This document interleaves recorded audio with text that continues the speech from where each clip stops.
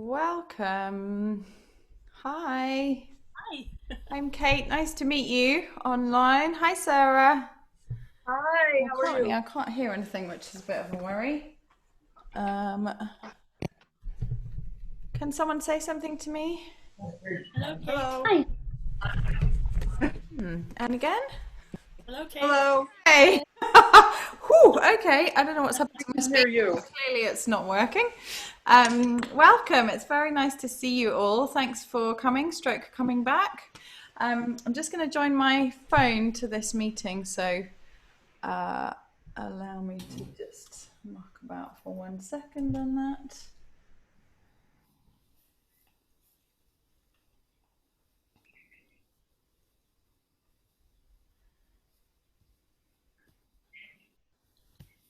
Okay, we'll just ignore that for a minute. Okay, so it's very nice to be here again. I mean, we're all probably in the same place as we normally are, but in this online space, nobody came to the Pre-Twinkle or Book One group originally, I'm presuming. Nobody's come back. Good. No. Just because, before I worry about repeating myself too much, because this is a repeat, so that's the point. Okay, so we're going to just go around the room and introduce ourselves a bit, because some of us will know each other and some of us won't. And so if you would like to say where you're from and anything else that you would like to tell us, where you teach, etc. And I normally take a singing register with my students, especially at this age. So we will start by doing a little bit of a singing register, and then when you've got the idea, we'll stop doing that and go around the room. We have people who know what happens if someone's not here, right? Someone going to be able to help me out on that?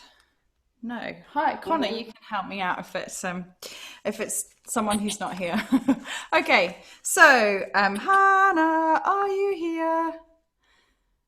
And you sing, "Yes, I am." Yes, I am. Beautiful. Laura, are you here? And then Connor, what do we sing if someone's not there? No, they're not. Okay, there you go. Excellent. So that's the two options that we have for singing, and it works quite well on Zoom as well as in person. So let's go, and if you can keep yourselves on mute unless you're speaking, that's really helpful. Um, and who would like to go first on introducing themselves? Well, I will just say a little bit about me in case you don't know me. So I'm Kate, obviously. I run Suzuki Hub in London, which is the first dedicated Suzuki centre in the UK. We have 168 students at the moment on violin, viola, cello, flute, trumpet, and baby music. So hi, Marion. Yeah, and I was a Suzuki kid, and I'm a professional player as well as a teacher. Connor, why don't you go next, seeing as I know I can pick on you without upsetting you. Yeah, I'm Conway, and I'm a Suzuki trumpet teacher, and I work with Kate at Suzuki Hub. I wasn't a Suzuki kid, but my siblings learnt with Kate, so I sort of knew about Suzuki through that. It's been a really great time for Suzuki trumpet. I don't know if any of you saw us playing at the St. John's Square. So we're kind of very new, but it's very exciting, and I'm just here to get any kind of tips to steal all your violin wisdom. Thank you. Hannah. Hi, I'm Hannah. I'm from Chicago in the US. Law School, Paul University Community Music Department. And a lot of my students are going to be really small this year. So I'm looking for more group class ideas on how to entertain them in Pre-Twinkle Zoom. Excellent. And are you going to be online or in person or a mix? Online until January at least. Okay. Um, Great. Laura, have you joined us? I'm here. Hi. Why don't you introduce yourself next? Hi, I am a violin and viola teacher in Delray Beach, Florida. Cool. Mix of private studio and public school, Suzuki. And maybe I should just say, if you can all say whether you're planning to teach online or in person or a combination this time, that would be helpful to know. Oh, and private studio is going to be completely online until the new year, and public school is going to try to force me back in person within the next 2 weeks. Okay. Thank you. Jennifer. Hi, I'm from Durham, North Carolina. I'm a private violin teacher. I do have one little small program at a public school as well. And I'll be teaching all online, although I will do some small groups, like 4 kids in my driveway outside. Nice. You're very lucky to be in a place where you can guarantee good weather if you are. It's already quite cold here now, even though it's August. It's supposed to still be high summer. It's like going to be 17 degrees by the end of the week. So, yeah, not great. Sarah. Hi, I'm Sarah Cote. I teach in Nashville, Tennessee in the U.S. At Belmont University Academy. And I'm also the pedagogy teacher for the university students. And we'll be teaching online for the whole semester. But we have kind of an ambition to see if we can reserve the lawn and have a really big socially distanced play-in with ourselves. So we're learning some things to see if we can play together. Yeah, fantastic. If you guys could keep yourself on mute unless you're talking, that would be great. There's a bit of noise from somewhere and it's difficult to see who it is. Marion. Oh, hello. Hi. Okay. Hi, everyone. I'm Marion, and I'm based in Baltimore, Maryland. And I have a private studio, and I am going to be online for the foreseeable future. And I have quite a lot of children who are in Book 1 and Pre-Twinklers. That's the majority of my studio. That's really tough. Hopefully we can help you a little bit at least. Carol. Do we have? Hi. I assume I'm the only Carol. Yep. I teach in Milwaukee, Wisconsin, private, and I'll be teaching online for the unseeable future. Cool, thank you. Hannah. Yes. Yeah, I'm the other Hannah, and I think you said it right, Fry. So I am a violin and a couple of viola students, and I'm in St. Louis, Missouri, and I'm going to be teaching online as well for probably the rest of the semester privately. And I teach also part-time at 2 colleges, and those are definitely online for this semester. So I've got a couple little ones, and I've got a new one starting in a couple of weeks. So I was like, well, good to see how to get some ideas to help them out online. Yeah. When you say college, do you mean old, like 18 to 21-year-olds? Yeah. Okay, cool. Great. Charlie. We have some people who've booked a ticket and are planning not to come, so I presume that they are in there. Kate. Hi, I'm Kate. I live in the UK, in East Sussex. I'm a professional viola player, but obviously at the moment I can't play. So I'm looking to really increase my studio. I haven't yet taken a group lesson online, and I'm obviously going to be starting with a lot of beginners. So any help gratefully received. Thank you. Sarah Bacon. Not here. Okay. Pam. Hi there. I am also from Wisconsin. I'm in a rural town, however, and I will be doing a lot of teaching online. I probably will be doing some outdoor teaching as long as the weather allows. Cool. Thank you. Now I'm not sure how to say this. I think it's Una, but Hi. hi. Yeah, I'm Una. First name is Hi. Una. I'm Una. I'm from Singapore. I'm doing, we're starting to have in-person lessons, but my group class, I'm trying to keep them online to just play safe because I just don't feel very comfortable because I'm having they are coming for lessons at my home studio, and I think it's safer to keep the crowd away.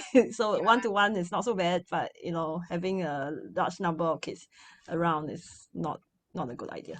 Yeah. How many students do you have in your group lessons, roughly? Sometimes it's 4, sometimes it's 8, sometimes there can be 10 or even 12. So it depends on the levels. And I'm slowing down on picking up new students because I'm not quite sure whether we'll be asked to lock down again. So I've been like trying to start, but not sure whether it's a good idea to start. So it's like I'm stuck. Yeah. Thanks. Robin, are you here? Yes, I'm here. Hi. Hi. I live in Massachusetts in the US, and I teach violin. I have a home studio that's rather small, and I've offered some backyard lessons for if they would like that, but otherwise we'll be online. And if the weather's bad, we'll be online. And I also teach at a school, and our current plan is to be online until we know that our school building is safe, which we have very little information about right now. Yeah. And I currently teach the Pre-Twinkle and Book One group classes. So great, thanks. Mary. Hello. Oh, yes. Hello, my name's Mary. I live in New Jersey, about 45 minutes from Philadelphia, and I have a small home studio. I'm primarily a stay-at-home mom right now with 2 little children of my own, and my home studio has had some bumps in the road with the pandemic because I've lost a few students when transitioning to teaching online, and but luckily I've been able to pick up a few new students, so that's been great. I also live close to a military base, so I often have children that either start with me and then are only with me for a year and move on, or they come to me and they, are already in Book One or Book Two from living elsewhere in the country or the world, taking Suzuki lessons and then wanting to continue. But then again, I only have them for a year or 2, and then they move on when their family moves. So currently I have about, I think I have 8 students. I have 4 children ages 4 to 6 that are pre-twinkler to beginning of Book One, and I have 4 children ages 10 to 12 that are from pre-twinkler through Book 3. So I'm hoping to do, some in-person outdoor lessons this year. I've done a couple, and it's gone pretty well at my home. And but some families are still choosing just to stay on Zoom. Mm-hmm. Thank you. Sarah, or Sarah Bolling? I'm not sure how to say it. Hi. I'm in Sarah? Yeah, it's Sarah Bolling. I'm in Florida, a little bit south of Orlando, and I am doing a mixture of in-person, and I have a private studio only, and I'm doing a mixture of both with my students. So those who are comfortable, we're doing safe, masked, wiping everything down lessons and keeping the door open and air flowing as much as we can. And I just don't feel comfortable doing group lessons yet, but I'm wanting to go into online group lessons if possible. Yeah, it is possible. Well, this fall, it feels overwhelming. So any tips and advice, I'm looking for it. So Great. Lois. Oh, you're still muted.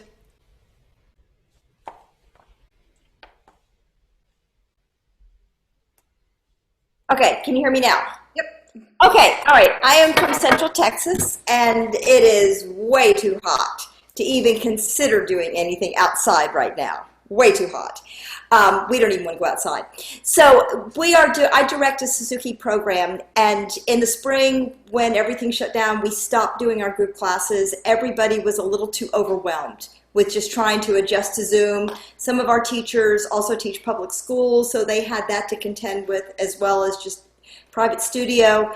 I'm teaching 3/4 of my students online. I'm going in 1 day a week with people that are homeschooled, socially distancing, and we have a lot of safeguards at our school, so I'm comfortable with that, but I don't want people that are in public school coming. And so we're trying to figure out how to, first of all, young kids, that has been our biggest issue with being on Zoom. We're not comfortable starting kids on Zoom, particularly small children, because everything we do is so hands-on. Even when I'm teaching in person, I'm touching the kids. It's impossible to sit there. It's a music school, so we can have singers with a shower curtain in between them. We can't do that. And so I'm definitely looking for tips as far as that. We're starting the parents instead, we're trying to get the parents to come in and do it in person. And we're trying to do that for a couple of months. And then we can do we're going to try doing the kids on Zoom with the parents understanding when we're saying, okay, now move in this direction, do that. But we're not comfortable trying to do the entire setup on Zoom. And I would love to I feel like we need the group classes because we need the community. Yeah, and we don't so important. have the community right now. Yeah. And so even if we're just doing something once a month, because our teacher, we did not charge the families for group classes this fall. Our program also has choirs. We're not doing any ensembles. We're just not comfortable with it. Our group classes are usually about 18 to 20 kids, and it's tight. It's like in a classroom, and so there's no way to do social distancing. So anyhow, that's our situation. Thank you. Can we just have a show of hands who has already started a total beginner online, like the actual child? Okay, because we haven't, I'm just getting emails from people all the time, kind of like, oh, we were in our observation period, can we start now? And I'm just like, I just don't know yet. I'm gonna have to work out how our existing students are going to transition back to coming in, and then we'll sort that out. But it's interesting to hear. We'll kind of cover a bit more about that a little bit later on. So we have just a few more introductions left. Claire. Hey everyone, I'm Claire. I teach, have a private studio in Asheville, North Carolina. I am doing lessons online, schools online. I'm doing lessons online. Some I'm doing outside, socially distanced outside lessons. I've been doing monthly group lessons, and in the past I've done, when I was in person, the whole book Pre-Twinkle through book 5, and I sort of phase in what I'm focusing on. So I'm trying to figure out now if I want to separate them or keep them all together, and how to do group for those young ones. Thank you. Rachel. Hi guys, I'm Rachel. I live in the Boston, Massachusetts area, and I have a studio of about 20 students in the Metro West of Boston, and then I also teach for the New England Conservatory Preparatory School. And so collectively between my two programs, I have been starting beginners online, and a couple of my colleagues have also since the pandemic hit. And so we've got, I think I have 3 Pre-Twinkle and Early Book 1 classes that I'm going to be teaching in the fall, and so I'm gathering more ideas for that. I have been teaching group classes online since March, and it's been actually a lot of fun because we can do things online that we couldn't do in person, and so we've been playing a lot with that, but always looking for new and fresh ideas. So great, thanks. And last but definitely not least, Anna.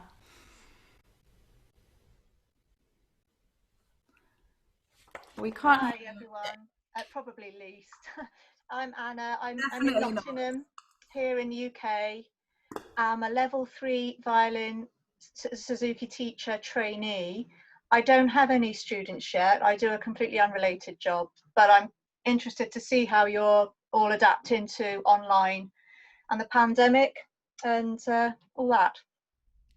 Great. Well, it's wonderful to have you all here. Thank you so much.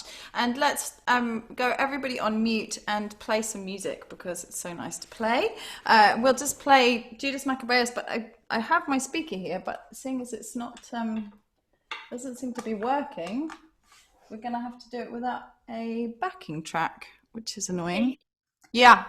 I think I missed my turn. Oh, I'm so sorry. That's okay. Charlie, please. I was a guy.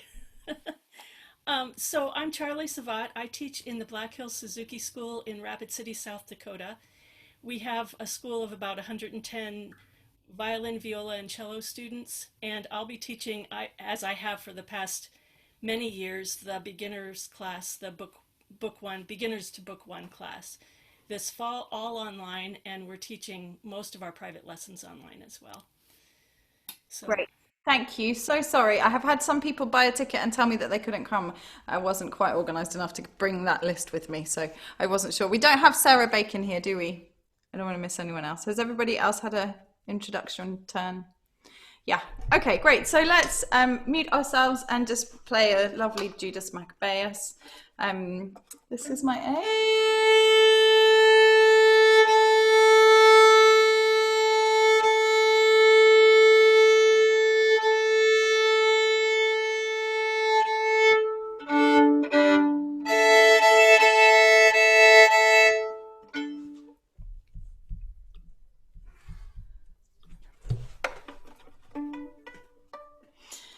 Connor's got the toughest job here to translate into D major, transpose into D major, G major. Okay, here's the introduction.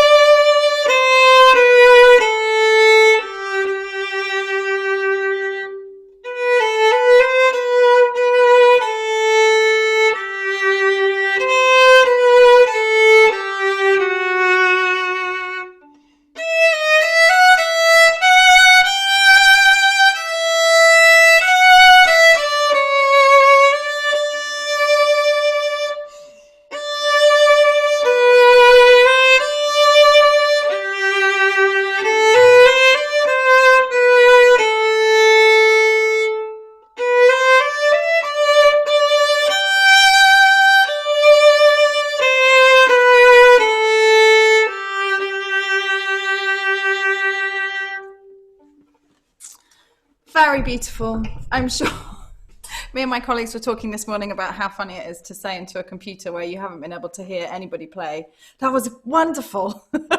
But I'm sure it was. So if you have questions at any stage, please just unmute yourself and interrupt, or put it in the chat. I will try and keep an eye on it. And then we'll have like formal sort of Q&A moments at various times. So yeah, don't feel that you can't interrupt me, basically. I think that I wanted to say a few general things, and obviously I've coming at this with a very UK-based perspective, because it's obviously extremely local how we respond to the numbers and the pandemic and all the rest of it. But I think one of the things I've realized in a position of responsibility and making decisions for whether we reopen, what the deals are, etc., is that there is a lot of panic fueled partly by the media and partly by completely understandable concerns that people have for their safety. And I just think it's really useful for us to remind ourselves and our students and their families that the only way you can catch this virus is by getting into your mouth or your nose or your eyes. And so if you are confident being, here at the moment we are 1 meter distance, but the numbers are like 1 in 10,000 people in our area at the moment are positive. So that's a very, very low number.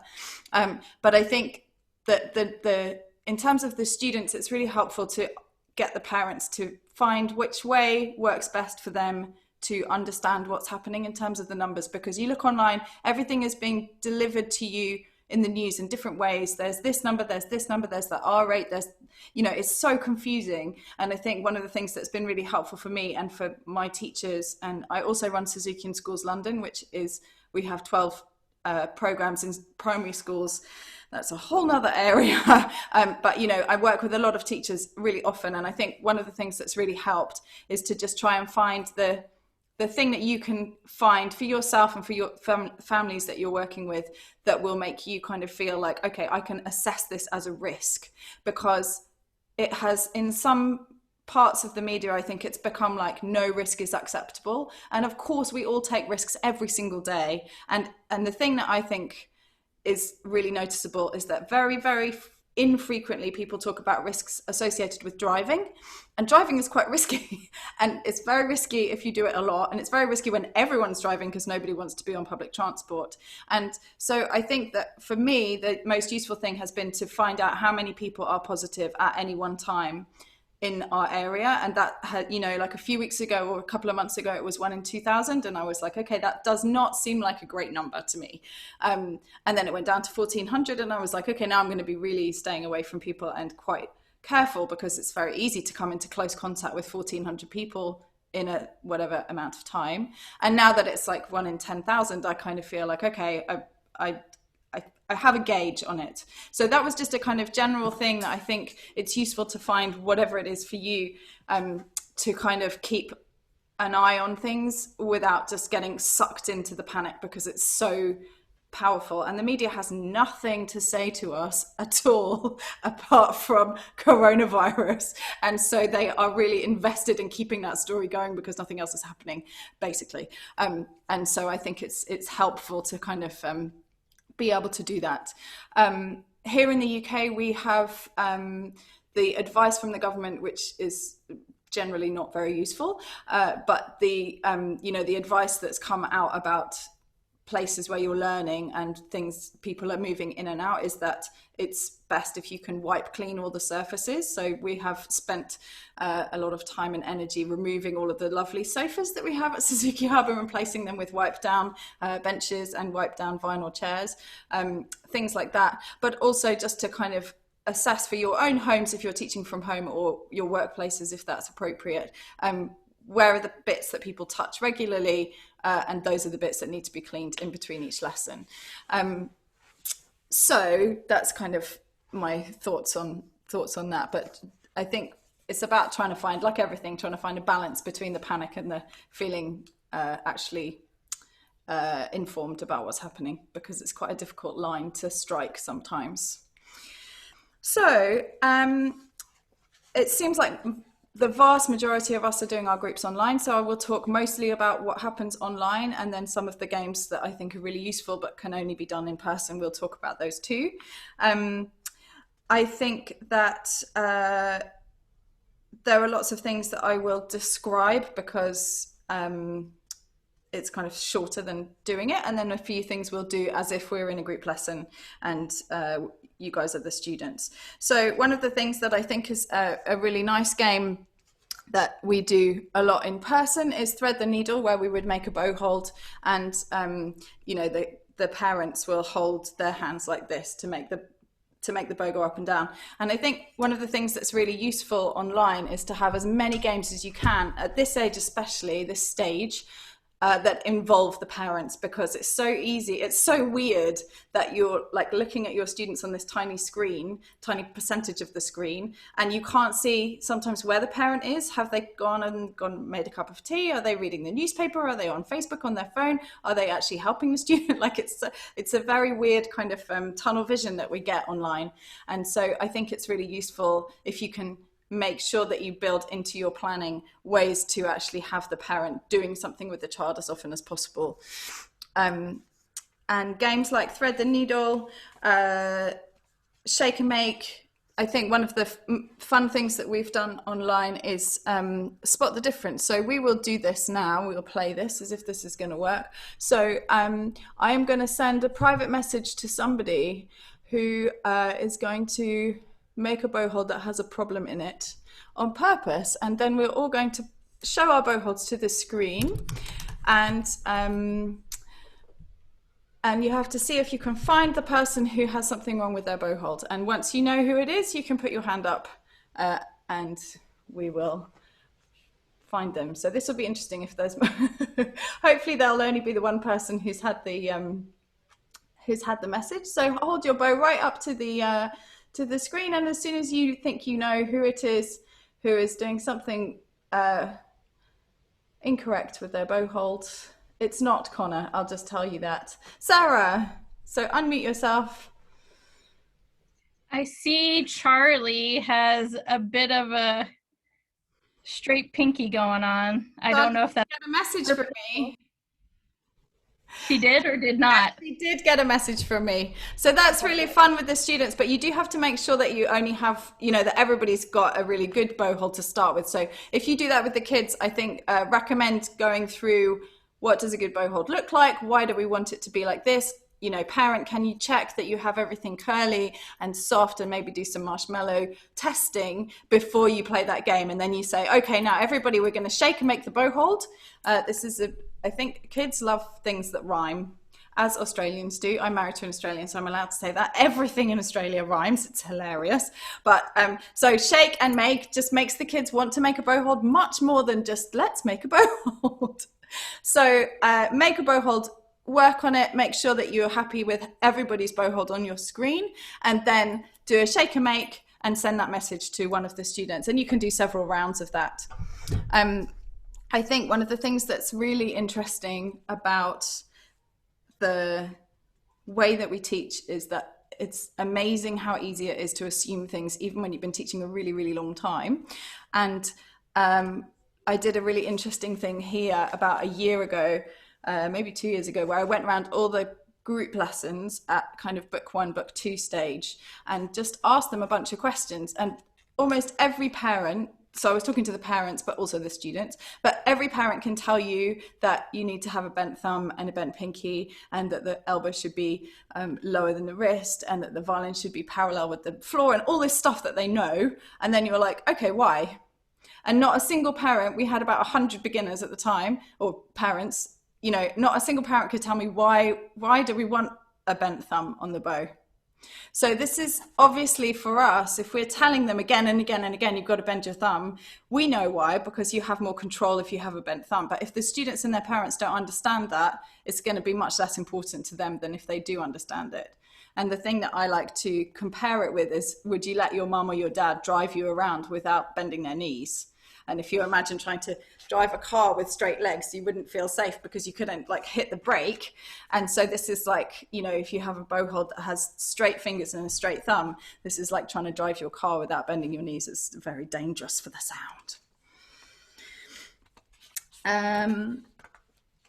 I think the singing online, we've done a mix of muted and unmuted. Let's do The Wheels on the Bus unmuted, and then you can just hear how it sounds to have a bunch of people. It's not lovely, but it's not terrible, and it's kind of nice in some ways for them to hear each other. So we'll just do verse 1, which will be the people on the bus stand up, sit down. The people on the bus stand up, sit down, up and down, up and down. The people on the bus stand up and down, all through the town. So really interesting, but it's kind of funny, and the kids, they need to laugh, and the parents need to have a laugh. So I think it's quite fun to do that sometimes. And it's really nice if you have happy birthday, if you have a student whose birthday is, or a parent or a teacher. That's very nice for them to hear everybody doing that. Does anybody not know the game Simon Says? Okay, so you do have to check with your students, because not every student, maybe you could mute yourself again, please. Not every parent and student knows Simon Says, but basically, obviously, you give an instruction with Simon Says beforehand, and then every time it's Simon Says, they have to comply. And if you don't say it, then you try and catch them out. And so we say Suzuki says, Suzuki says, make a beautiful bow hold. Suzuki says, go into rest position. Now put your violins up. And lots of them will do that. And that's quite a fun game to play online, because they can see each other, but you don't need to be doing it in unison. I think everybody uses the cup game. Do you know what I mean by the cup game, where you make a bow hold and put a cup on the top of it? And in usual life, we would pass it between the kids. And obviously that's quite difficult to do well, it's impossible to do online, but I have had quite good success doing that with the parents holding a pen, or, you know, if they have their own bow, then obviously that's great, but just kind of passing it back and forth between the screen. And I think with all of these games that it's everybody doing something, you can also split your group and you can say, okay, anyone who wants to be an inspector, you just watch and see if you can see beautiful things happening, and then afterwards you can say, okay, so who saw a really wonderful bow hold, and someone might say, oh, Johnny had a great bow hold, and you know, and someone's mum had a wonderful bow hold. So I think that's a really nice way to do online kind of visual identifying of good things. Name that tune. We will play this. So this is more difficult online because you can't see that much, and I'm kind of stuck in a corner here, so I'm not going to move backwards, but if you're teaching standing up, you probably can. But so for example, with the students, this is an early book one piece, and here we go. Put your hand up when you know what it is. Hannah. Long, long ago. No. Here it is again. Sarah. Koto. Mason. Yeah. I don't know. Sorry, maybe that was a bit brutal. We play long, long ago much slower than that here. Maybe if you play it faster over there, it could almost be the same. But so that's a nice one. And then if you want to do it as more involved exercise, then you can play the piece that you have given, and then you can say to the person who's identified the piece, okay, it's your turn to do your bowing in the air. And that means that you can go through quite a lot of pieces where, you know, it's not random, but it's up to each individual child what piece they play. I have, when my speaker is behaving, I do use a lot of backing tracks, and I think that really makes it a different experience for the students at home to play with a backing track and hear the accompaniment. Top tips for using a backing track is you need it really loud. If you look on YouTube, you can see a whole bunch of videos with backing tracks that you can barely hear the backing track, and obviously they think that, you know, it's loud, but you really need it very loud. If you have a microphone that has the option to pick up one direction or two directions, I have my speaker behind my microphone, and then I just flick it onto double direction when I'm using the speaker, and so that picks up the sound a bit better. I really recommend the app Speed Shifter, which can change the speed of anything, and the benefit of that against the next one is that you can loop a small bit. So for example, if you want your students to practice this part of Allegro, you can just loop that bar and they can keep going and have the piano part with them. And then the other thing that I really recommend is any tune, which you can change the pitch of anything as well as the tempo. And so that is fantastic if you're working with violins and violas, or you know, other instruments that you want to play a different key. You can just change, like literally we can do perpetual motion in B flat major, and you can change it up to an octave. So that's really handy. We have a comment. Good luck with the backing track through my computer sharing the sound. So that is a very good point. When you use the backing track on your computer, if you share computer sound, you will not be in sync with your computer. So if you're sharing the backing track for everyone just to play without you leading, then that's great. But at home, let me demonstrate. If you have, if you're playing with a backing track and you share the computer sound, then it means somehow that the sound is quicker to get out of the other side, out of the other end, than you are. Whereas if you don't share computer sound, if you just have it coming out of your computer, then it will work. So here is, I'm going to share the computer sound and you'll hear what I'm talking about.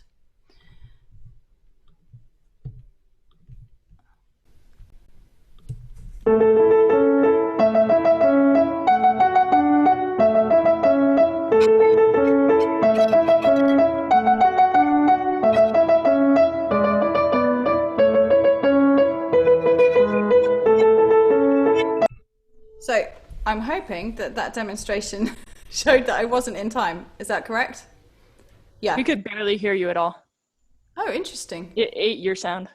Ah, yeah, you appeared to be mostly in time, but it was cut out. The violin couldn't be heard. Oh, okay. The timing was good, but the violin, you couldn't hear it. And I actually have had good luck playing the backing through my computer. My students have said that it's worked really well for them. I didn't mean to imply that it hadn't worked. I just you have to make sure that it's the right way. So how did you make sure that you were in time? Is this on Zoom? Yeah. So you have to be just a little, you have to kind of, you can't lay back at all. You have to be like a little bit anxious on the edge. Yeah. But yeah, we practiced it with some of my colleagues because we had like a group event on Zoom, and it worked pretty well for us. Because I think I'm right in saying, let's see what happens now. Probably sometimes, but I felt like with the other one, like the kids couldn't hear the sound. Yeah. It was really hard to get it loud enough. Yeah. Yeah. Okay. So I don't need to demonstrate, but then I think that if you are going to use a backing track and you don't want to worry about whether you're in time or not, because I wonder as well if it's about the connection that you have and the connection that your students have, in terms of like upload speeds and download speeds and all this stuff that I never really wanted to know anything about, and now I know quite a lot about, like all of us. I think that the best way to do it is to have an external speaker, even if it's connected to your computer, because then you can whack up the volume, and when you share your screen, you just want to make sure that you have share computer sound unticked. So that will be that what is getting broadcast over Zoom is the sound in your room. So it doesn't use the net to make the stuff that's on your computer quicker than your violin sound. Any questions about that? Thoughts, comments? No? Okay. So Name That Tune also works really well if you just show your left hand. So you can play, okay, here we go. This is the piece I'm going to play.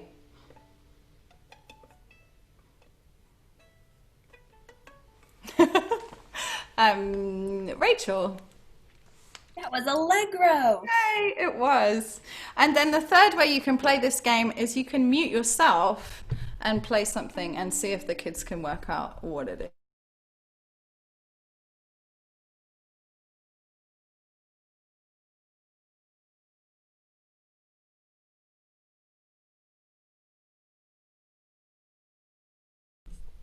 And then the students will obviously be able to see you doing it properly, but not hear you at all. Parts of the violin quiz. The first thing I do with my beginner students after, rest position and those things is to get them to learn the names of the parts of the violin and the bow as they are written in the beginning of book 1. So they get this picture, and we do like a little quiz, as part of their Pre-Twinkle lessons, and they would get a little sticker by each bit that they know, and it might take them 1 week or it might take them several goes to kind of learn everything on the page. But I think that's a nice way to make sure that the parents don't just ignore the book, and it's also a nice way to make sure that they know what bits are called on their violin. Oh dear, I'm sorry that I'm freezing. I am plugged into my... Is anybody else finding me glitchy? Okay. Not for me, you're good. Okay, good. So I think hopefully that means... Well, I'm doing this... I've got everything set up the best I can here, so sorry. There will be a recording if it's really glitchy and you just can't bear it, then obviously... you can bid us goodbye and watch the recording afterwards, because it can be quite annoying if it's lagging and everything. So I think one of the things that is useful to work out for yourself how you want to approach it is this idea of rewards and recognition for your students of how do you how do you communicate to the parents and to the students that they are making progress other than moving through the pieces? Because obviously this is like the big risk, right, with Suzuki. There are many, many brilliant things about it, but the fact that we have oh, you got kicked off Zoom. Is she back? Una, are you here? Yes. Oh, good. I don't know what happened. Anyway, welcome back. So I think that you know, the danger is that we give the students this book that has 1 to 17 number pieces in it, and that they just think, okay, well, the quicker I can get to 17, the better I am. And obviously this is a huge thing that we have to try and mitigate against, and try and make sure that that we are yes, you will all get a copy of the recording, access to the recording. So we have to make sure that we are taking into account how that feels for them, and that particularly, you know, if you have a student who started at the same time as some other students in their group, and they have gone quite fast for a few pieces, and then one of their friends overtakes them, in their mind this is like absolute tragedy and very, very difficult to deal with. And so obviously emphasis on beautiful sound, on playing in tune, on the development of skill, and I think fundamentally making things easier, because the kids don't want to struggle, we don't want to struggle, we don't want them to struggle. But it's very easy to say practice is going to make it better. Well, practice will make it better, but it will be better because it's easier, and the ease is the thing that is really, really important for the students and the parents. Like, why are you practicing? You're practicing to make tricky things easier. And then that is, you know, a much nicer kind of approach to take than why are you practicing so that you can get to the next piece. So for me, I use what I call a credit system.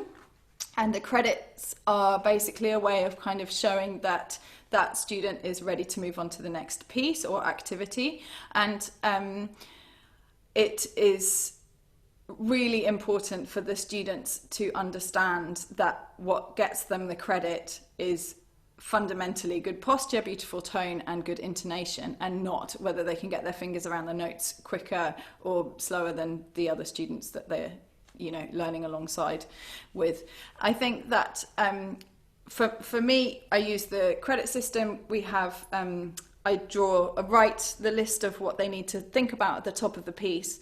And for book one students, that will always say tone and intonation, even if they have really great tone and intonation, and every time they play, I'm just like, okay, brilliant, so we can tick those, that's great. But it's always there as a written reminder, and it just has a little box that they get a tick or a sticker in, depending on how many stickers they need to motivate them to go through. And so while they're learning that piece, they will be thinking about those ticks that they need to get. And so, for example, it would be maybe that they have a left wrist that does this, and so you write, we call it here a waterfall, and then when they are able to play that piece with their waterfall in the right position, you give them the tick then.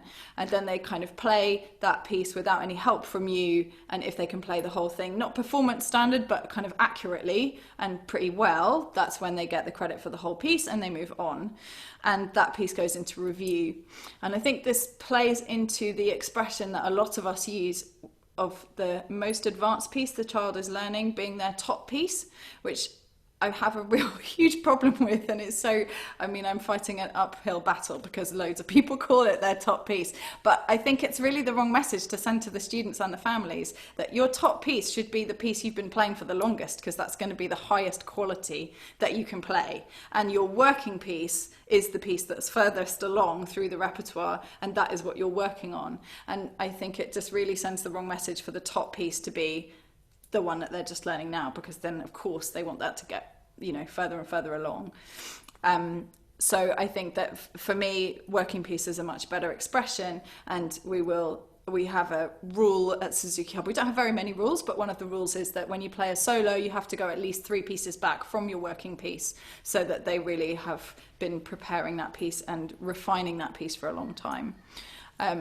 And as a general rule of thumb, my students are spending at least 50% of their lesson time and at least 50% of their practice time on review. And so, and normally for the beginners, like more like 70% on old stuff. So, you know, once you've learned the bow hold, of course, you don't just move on to playing on E and then move straight on to, you know, it's once you've learned the bow hold, then you'll spend more time making bow holds and a few minutes practicing how to land on the E string. And then once you can play on E, you'll spend most of your time practicing playing on E string and a few minutes practicing how to put down the first finger and the third finger or whatever. So I think that that's a really important thing to get across to the students and the families, is like, how do you make what you're doing really good and really easy, is by making sure that you're practicing old skills and refining old skills much more than you are just note crunching for the next stage. At what point does your review change? I think it never really ducks under 50% for me. When my advanced students are doing like scales, arpeggios, sight reading, etudes, orchestra pieces, and review, as well as their working piece, then perhaps it's optimistic of me to hope that they're spending half of their practice time playing pieces that are in review. But I mean, I would kind of hope that they're never playing fewer than 4 pieces for review per practice, and that would be the advanced kids, so those 4 pieces are about 20 minutes of playing. Does anyone want to share what they do?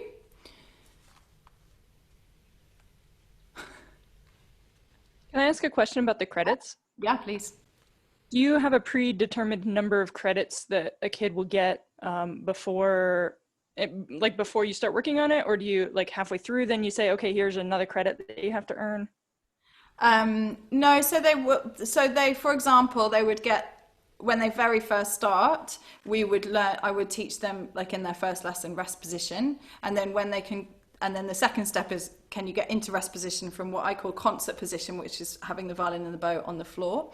And that's really useful as well, to have a position name that is not touching your instrument, because they just all know that, and it makes things easier. So once they can get themselves from rest position, from concert position into rest position, then I say, okay, that's fantastic, you did that right, here is a credit, and that means that you can do that now, and you have to just keep doing it so that it gets easier and easier, but we're going to start the next new thing, and then that next new thing might be the bow hold or bow hold bunny or whatever. So the credit is kind of like the demonstration to them that they are ready to move on from that and put that into review. And the credit itself is just a sticker from my, like, enormous wallet of stickers. That is not a special sticker. It just goes in the book next to the piece, and I put the date underneath it. And I think the other thing that's really useful about that is that it's very easy to track how many pieces they're learning. So if you have a student, for example, who's like whizzing through book 1 but doesn't play in tune, you can say, look, it's really impressive that you're learning a new piece every 2 weeks, but I'm going to stop giving you credits until you're playing better in tune, because this, nobody wants to listen to someone who plays loads of notes badly. And I think it's also really useful if you have a really slow student, because you can say, I think that what we hear a lot from people is that every child has to learn at their own pace, and Suzuki adapts to every single child's unique learning environment. And while that is true, like every educational approach, we can make general statements about what we would expect, and that's mostly to do with how much time people are putting in. So if your students are listening every day and paying attention while they're listening, and if your students are practicing most days, and if they're practicing most or all of what you ask them to do, you will have an idea of what most of your students will achieve in a year, in 2 years, in 5 years, right? And so if you have a student who's really not doing that, who doesn't seem to have special needs, doesn't seem to have anything kind of going on that would explain that, you can say to them, well, look, what I'm really noticing is that it's taken us a term to learn each piece, and that just doesn't feel like it's going to make you feel very happy about how much progress you're doing on your violin. How long are your practices taking? What are you actually getting through? When I say, can you do this 10 times, are you counting 10 attempts, or are you counting 10 successful attempts? And you can just, it offers you an opportunity to have a conversation with the student and the parent that is not like, you're a rubbish student because you're going so slowly. It's like, would you like to, to make more progress? This is how I can help you to do that. And I think having the dates in the book really helps with that. What do you do if, I only had this situation happen to me one time, but what do you do if you have a family where they're insisting that they're practicing how you ask them to practice, but when they come to lessons, they don't remember any of the spots that you asked them to do? So it's clear that they're not actually doing what you asked them to do, but yet they say they are. The line that I have for that is, I think that we must be miscommunicating about what you're practicing, because I hear from you that you're practicing everything I ask you to do and you're doing it every day. But what I see from you and what I hear from your playing is that doesn't make sense to me, because you're such a brilliant player and you could do it fantastically, and yet, it's not coming out right. So shall we try and work out what would help you to do that? And I think with all of these tricky conversations, you just want to really make sure that you are compassionate towards the parent, because they are going to be in like resistance mode immediately, and same for the students. But I think if we always phrase it as, I want to help you to make the progress that you want to make, and then occasionally I've had students where they're like, yeah, I did my box 10 times each practice and it's still not working, and I'll say, okay, if you've played this,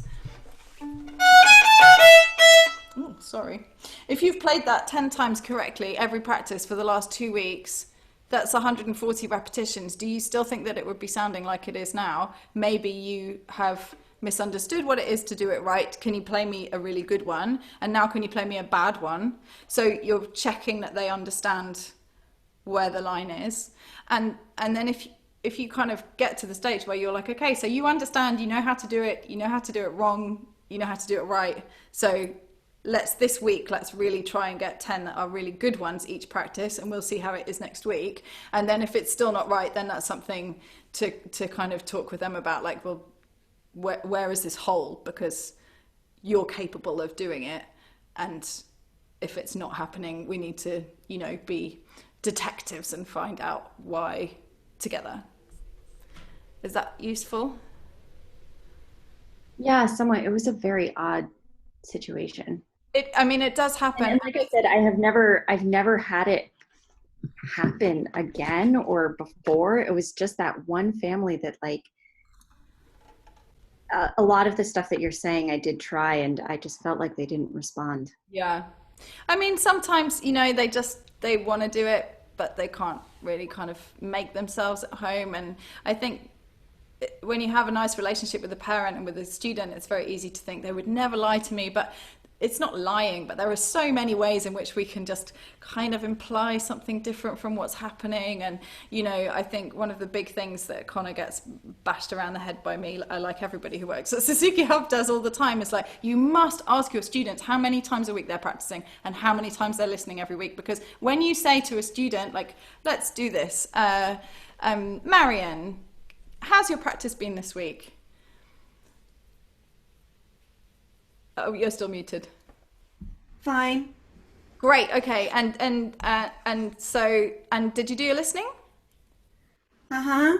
Excellent. And then you start the lesson like, right, what does this tell you? This tells you absolutely nothing.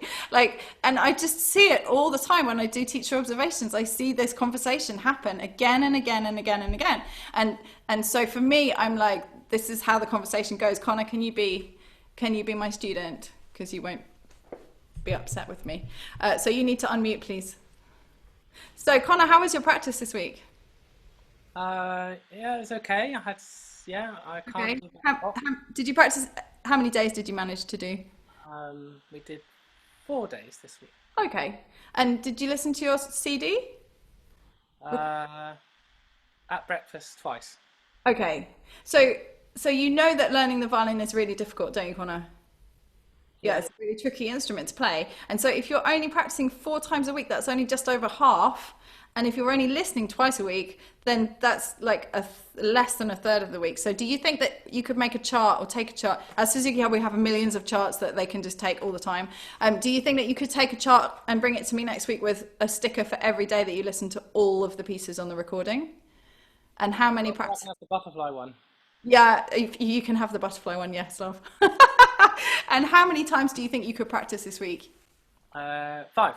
Okay, so that would be great. And then maybe the next week after that, we'll practice 6. So I think that this kind of conversation is quite a shock for the parents if you start to introduce it with existing parents. But if you start it with parents that you are, new to, then they just kind of expect that to happen. And I think it can feel it feels really intrusive. Like, well, how many times do you know, it feels like you're kind of there with your clipboard, like checking up. But I think there are ways and ways to do it. And it's really, really useful just to make sure that they're not listening just to their working piece. This is something that we have a lot. Like, what do you listen to when you do your listening? What does that mean? Like, loads of times I'll have students in group class will say, oh, I listened to the piece before the one I'm on, and the piece that I'm on, and the piece after that. And I'm like, okay, that's not really enough. You need to listen to the entire book. And then also while I'm on listening, we kind of have, as they approach the second half of the book, we will add the first half of the next book. So my end of book ones will be listening to all of book one and the first half of book two. And then once they're into book two, they will listen from mid book one to mid book two. And so it kind of rolls over.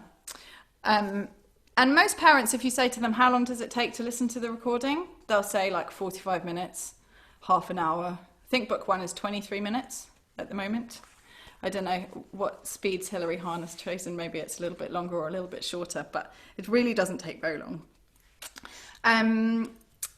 It's 5 o'clock already. Let's have a 5-minute break unless there are any questions, and just grab a glass of water or whatever. Any questions? No? Okay, so 5 minutes and we'll come back at 5 past. Great.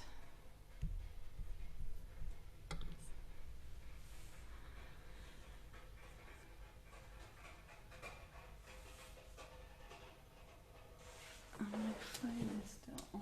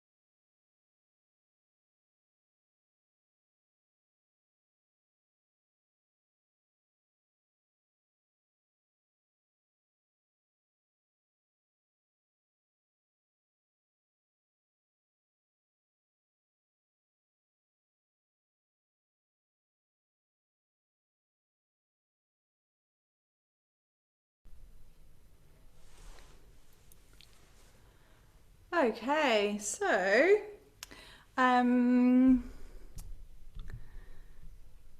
microphones, yes. Yeah, okay, so welcome back, everybody. I'm going to do a little bit of show and tell of some of the tricks that I find really helpful for engaging the little ones. Mostly these are sort of for private lessons rather than for group lessons, but I hope that the handouts that you have had have got enough for group lessons. So this here is, I think, pretty much the only reason that my 5-year-old would do anything during lockdown. This is a little game called Little Circuit. That's what the box looks like. But it doesn't really, it's not really about the game. Just anything with this kind of a track that you can move through. And we have a pencil case full of little rubbers, and so at the beginning of each lesson I will hold up the things, or he can say, you know, I want the lion or whatever, and then we choose, okay, I'm going to be you're going to be the lion and I'm going to be the panda. And then if he's having a little moment where he doesn't want to do something that I'm asking him to do, I will be like, oh no, but if you do what I'm asking you to do, then I will move your lion onto the yellow spot. And if you don't, then I'm going to have to move my panda. And it's a race. So if you get, you know, you don't want me to overtake you. And I think this happens in real life as well. This is how HAL functions. This is how our lessons run. But I think in lockdown, he maybe got overtaken by me about 5 times in 13 lessons. So that's pretty good. And he's 5, just turned 5. And then, so basically everything that he does, you know, I will move him along. And then sometimes he'll be here and then he'll have a little moment of not wanting to join in, or not wanting to show me something. And I'll say, okay, well, you know, would you like me to move my panda, or would you like to do a different thing for me? And he'll say, I want to show you X, Y, Z, whatever instead. So that has been really useful. And of course you can just make something like that at home. I sell little, obviously not helpful for Americans unless somebody wants to order like 100 and I'll ship them over, but little practice packs. And so this comes with a list of ideas for the parents about what to, how to use the contents. But we have, what are these things called?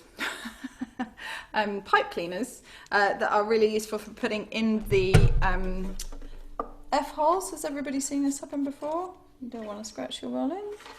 But, and so you can kind of, and occasionally we put 2 on and the kids have to bow between them, but that's quite difficult. And then also sometimes they will, you know, put them around their wrist if they need to make sure that they're leading with the wrist on the right side, or, you know, any number of different things. Are these Playmobil monkeys a big thing in America? The bow monkeys, as we call them.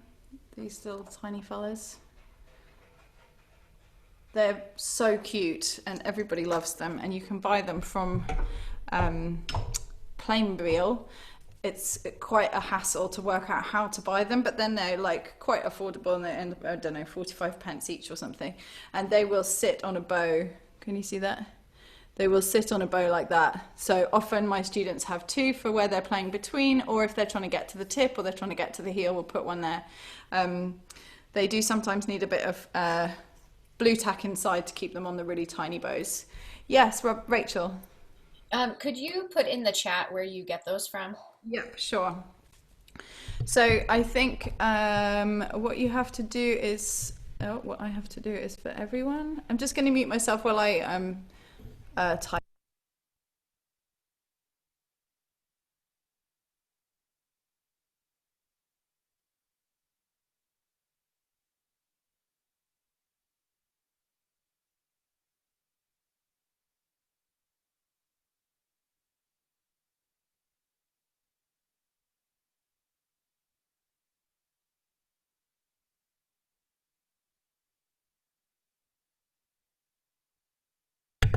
Okay.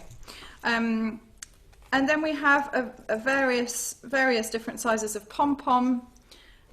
Just close the chat, which is really helpful for, you know, do you have lots of teachers here call it a mousy hole, like a gap there that you can drop the pom-pom through and then lose it on the floor. And also on the left hand, can you put a pom-pom underneath each finger and make sure that it doesn't get squashed? Can you balance a pom-pom on your violin somewhere to show that you have good violin posture? Endless uses for pom-poms. The silly glasses, which makes it, not glasses, eyes, makes it much easier for a parent to bring a child's attention to something that they want them to think about, rather than like, what's your bow? Or curl your pinky, like just stick this on their finger and then kind of go like that, where they're supposed to be putting their attention. And this makes a huge difference to the amount of rowing that happens in lessons. We have a little bat. I think this is slightly for older kids, but perhaps if you have beginners that you don't want, you know, that if they're doing this, so the bat will go here and then you can play perpetual motion or something without hitting the bat. Where do you get the eyes? I get all of this stuff on eBay, and quite a lot of them you have to buy loads in order to get them at a decent price. But I mean, they're not very expensive, even full price. But I think, you know, if you buy one at a time, there's something like $2.99 or $3.99, those rings. Whereas if you buy a box of 100, they come out at like 80 pence each or something. What else do I have in here? Oh, this is really brilliant for the little ones. So this is just, and we can all do this ourselves, it's just a little piece of paper. So if you have a piece of paper anywhere near you, just tear off a little bit like that and fold it in half. And then the game that we play, so this is for ringing notes, and you want to put it on the G string between the bridge and the fingerboard with space to play, but not on the G string. You're not going to play, you're going to play on the D string. So mine is too small. And so the problem with big violins, if they're decent violins, which I'm sure all of yours are, the resonance is probably high enough that it will make them fly even when it's not in tune. But for the tiny, like 16ths and 8ths and quarter sizes, if you play an F sharp on the D string, it doesn't fly off. And then if you play an out of tune G, it might fly off. Mine did, but hopefully on the little ones it won't. And then you have to get it exactly in tune to make them really fly off. And then the kids love to get them to just to come off by playing in tune, and you can talk about listening for the resonance and hearing how long it lasts. So go ahead and have a go on that if you have a little piece of paper.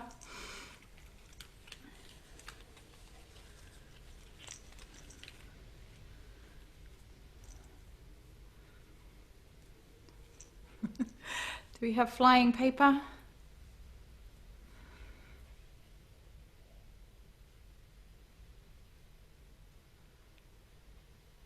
And I just found a bat sort of image online and just printed a whole bunch of tiny ones and cut them out. Hey! So the last thing I have in my practice pack is like a little monster that is just a sort of inspector for good things, and they can, you know, kiss something that is doing exactly the right thing. So if they find a bent thumb, they can give it a kiss, or they can growl at them if it needs to be fixed. And I just think all of these like fun things help the parents to keep practice a little bit more lighthearted than it can be, and for the kids to have a good time. Yeah, I'm sure you can find all this stuff online. Any questions about any of those things? Oh, okay. The other thing I use quite a lot with my students is like novelty little pegs, and these are tiny ones so they don't stop the bow, but you know, like I think I got these at Easter time. You can buy little pegs that have got little things on them and then put them on the bow, and that's nice, a nice way for them to do that. I'm a massive fan of using stickers. I've heard some teachers say that they want the students to do it for them, or they want the students to do it for the appreciation of success or learning, you know, a new skill or whatever. And I think that that's great if you have the kind of student that is motivated by their own learning process. Then lucky you, because most of my students are much more motivated by a sticker than they are for either me or the love of music or the love of conquering a new skill or any of those things. And quite often, if I've got even up to kind of 9 or 10-year-olds who are like not really trying very hard on something that they find difficult, and I'll say, you know, oh, here are my new stickers, don't you think they are amazing? Like, which one would you like? And they'll say, I would like that one. And I'll say, okay, if you just try really hard and do me a good one of that thing, then you can have that sticker and it's yours. And so it's about the effort and it's not about the success, but that will get them to try, and then most of the time they will be successful, unless you're giving them something that's too difficult. And then the last toy that I have to show you is my little waterfall lion, which you can put on the inside of their left wrists. And then that just really helps them to not want to squash here, because obviously they don't want to like hurt the lion, because then it will be sad. So these are called slap bands, and I think these ones are called something like toy slap bands, something like that. And no doubt they're mass produced in China, but this one is from Mind Hugglers. I will put it on the chat.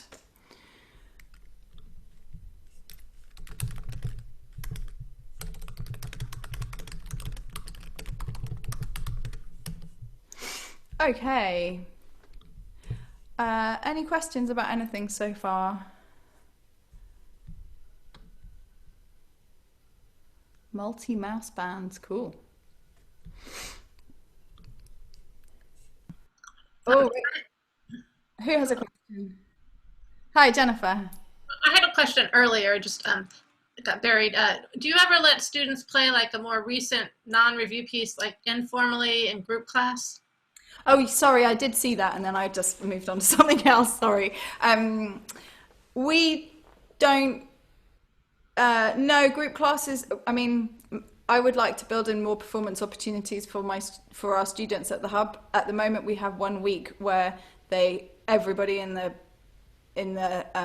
hub does a rehearsal with a professional pianist and then a performance, and that takes a whole week, and we run 14 solo concerts in that week, and that was the 21st of March, which was when we went into lockdown. So we had like a week before that of partial solo concerts. It was so strange. I was off my head with stress, like running around like, should we be closed? Should we be open? The schools are open, so surely we should be open if the schools are open, but is it dangerous? Oh my God, it was just absolutely mad.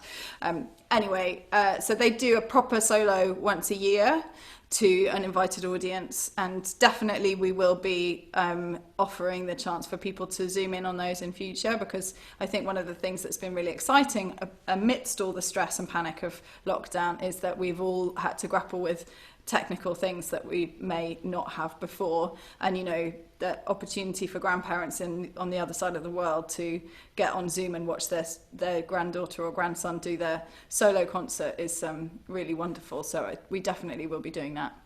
And actually in that week we did have a few students who came in on video, and it was very kind of rough and ready, but it kind of proved to everybody that it was possible, so that was nice. And now we know how to do it in a less rough and ready way. But most of our solos, the teachers will do their own solo concerts for their students. So most of our kids get 2 solos a year that are in front of a proper concert audience, and then they would also then do a solo in group at least once, maybe twice a term. So the group solos are quite formal, and we try and make sure that they kind of take them seriously. So the 3 pieces back rule applies there.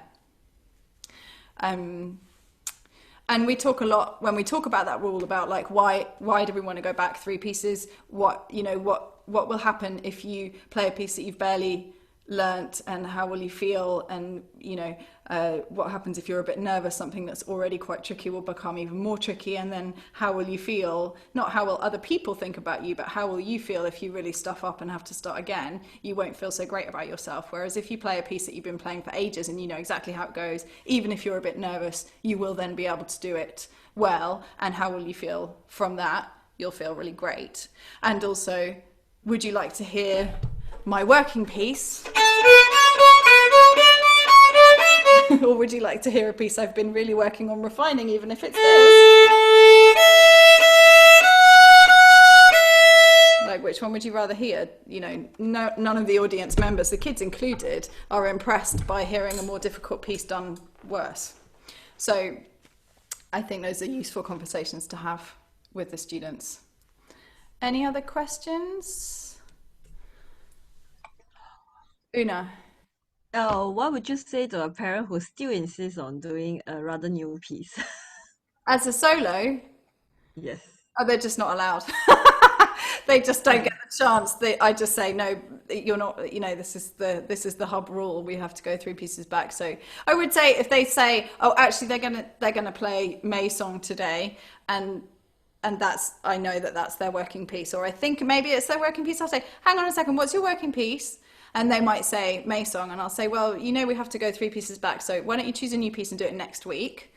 So that there's flexibility. It's not like you put them on the spot where they have to do it then, but no, they wouldn't be allowed to do it. For the pre-twinklers, obviously they just have to show kind of what they're up to. Like, they, you know, we do try and do the same approach. Like, if you're learning bread, maybe you could show a really great bow hold, or you could play variation A on the E string 4 times rather than trying to show what you're just learning. But, you know, it doesn't really make sense until they get through the repertoire a little bit. Any other questions? Thanks. No worries. Oh, that's what I was going to say as well. When I give the students their solo dates, I will ask them if it's in the next 3 weeks to choose their piece then and write it on the register. And then if it's further away than 3 weeks, each week I will say, okay, next week we've got, you know, Farhan and Jonathan doing their solos. So what are you going to play? And they have to tell me the week before what they're going to prepare that week, and that helps to avoid them coming with a kind of working piece solo as well. Okay, I think we need to listen to some people that are not me talking. So I'm going to give everyone a couple of minutes to just think about what they would like to say, and then I would love to hear some of what you would like to share about any successful games that you have used online that we haven't touched on already, or the things that you find most challenging that you would like sort of to discuss. So we have 35 minutes left, and I have a couple of things that I want to do in terms of group lessons for book 1s, but you know, I want to be kind of responsive. So so if you would like to either share something that's been going really well for you, or say something that you would like to hear about, that would be great. And when you're ready to contribute, just stick your hand up.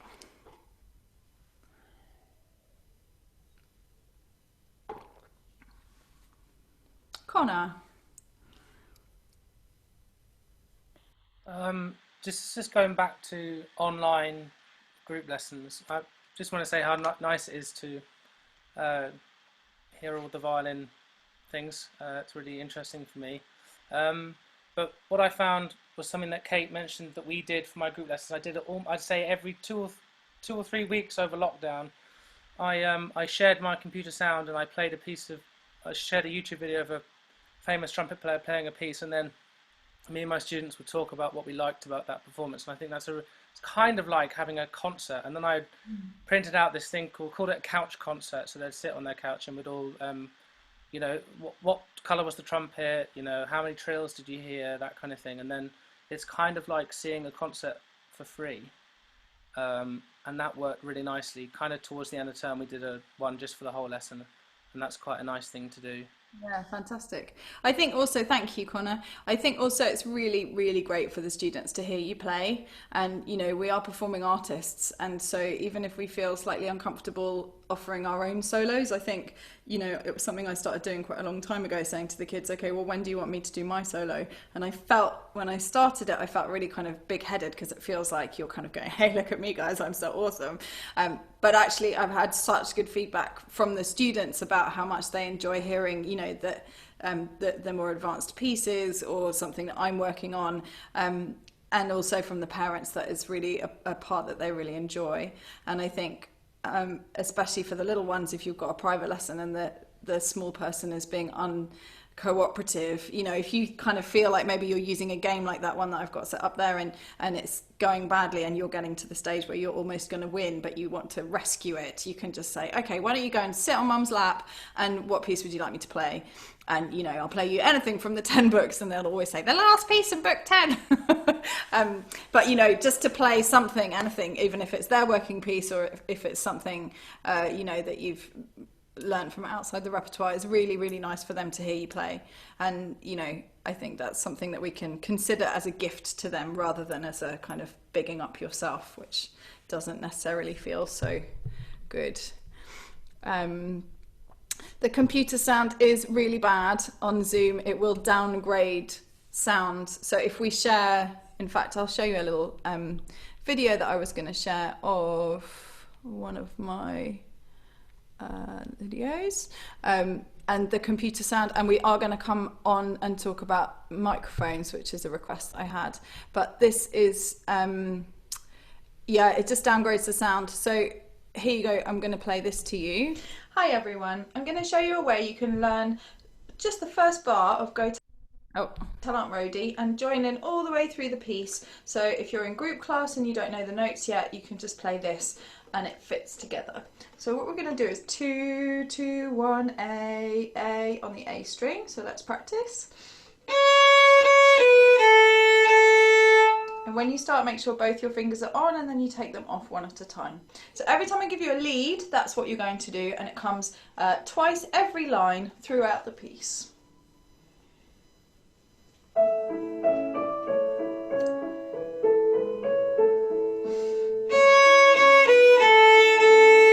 Reset, retake, reset.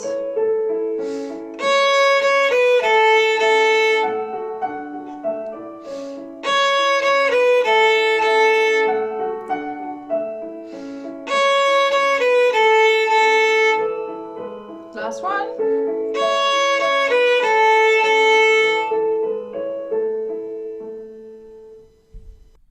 So you can see and hear that the sound is not as great as we would like. I did some training with Ed Kreitman recently, which was really brilliant. If you get the chance to take his Teaching from the Balance Point training, I highly recommend it. And what he did to share the videos was to put the link in the chat. And so I will just do that, because then you can see or hear the difference between, oh no, it's closed. Oh no, here we go.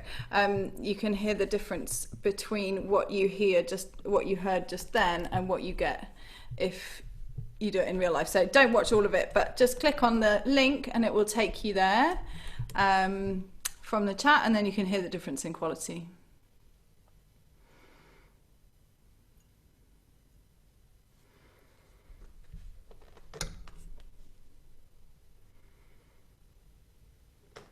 And give me a wave when you've had enough.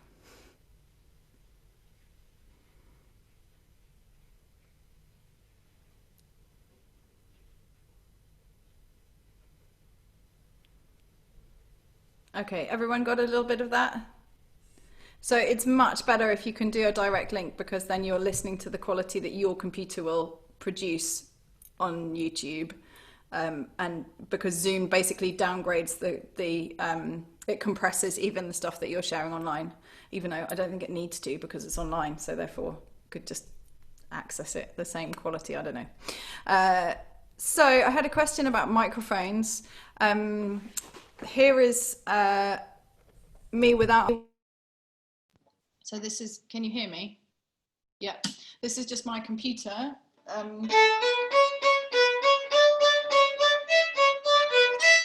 Or a bit of slow playing.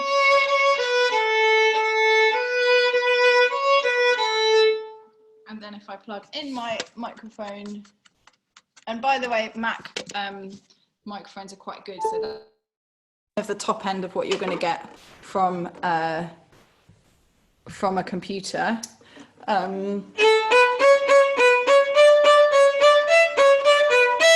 Remember the slow playing? So it really makes a difference. And this microphone, I think, is £140 new. So it's not a bank-breakingly huge amount of money, but it's not something you would probably ask your students to invest in. I'm going to put it in the chat, but what you want, if you are asking students to get one, what you want is a condenser microphone, a cardioid condenser microphone. Here we go.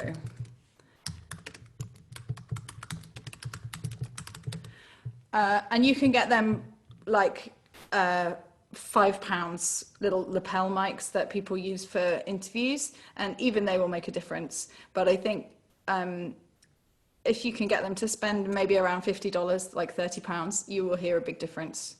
And I always think the tech radar reviews are really good. Like if you put into Google best cardioid condenser microphones under $100 or under $50 or whatever, there's always some geek who's written a roundup of what you can get, and they can go and buy them.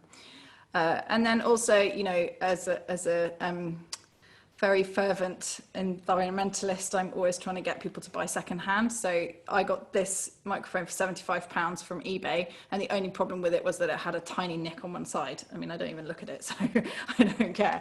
But I think if you can encourage your students to buy secondhand, they will also get much better quality for their money and stop so much production of new things.